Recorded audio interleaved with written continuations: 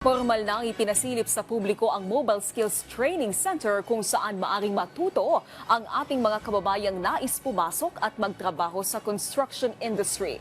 Inilunsad ang programa sa pakikipagtulungan ng Asosasyon ng Constructors at TESDA. Si Jessie Atienza ng PTV Cebu sa sentro ng balita. Ito ang Mobile Skills Training Center na handog ng Cebu Contractors Association at TESDA. Target nitong on the go, mabigyan na sapat na skills sa mga lalahok sa programa at nang mabigyan ng sapat na kakayahan sa tumataas na demand sa construction industry. Ipapadala ang Mobile Training Center sa malalayong bayan sa lalawigan ng Cebu para sa mga nais matuto ng masonry, carpentry, welding at iba pang skills. Bagay na nais ding masubukan ng LGU ng Cebu City. Gusto na ako mutabang aning Mobile Training Center. Yes. Okay? Because this is what we need. Sa atong isulti kanina, gamay ang makuha nga empleyado gikan sa mga barangay asa gi-construct ang ilang building. Because kulang ta sa skills.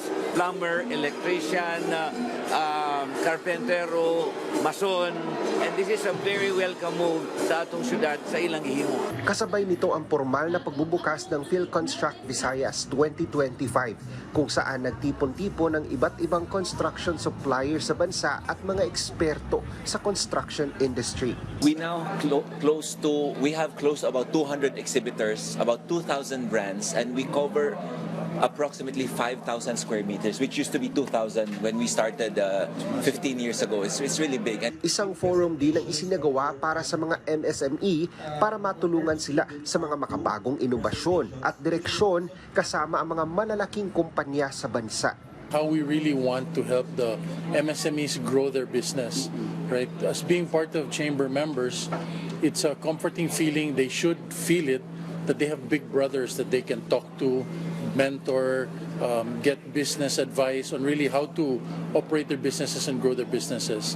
3 araw bukas sa publiko ang PhilConstruct Visayas 2025 kung saan iba't ibang atraksyon, materyales at mga tools ang maaaring mabili ng mga dadalo.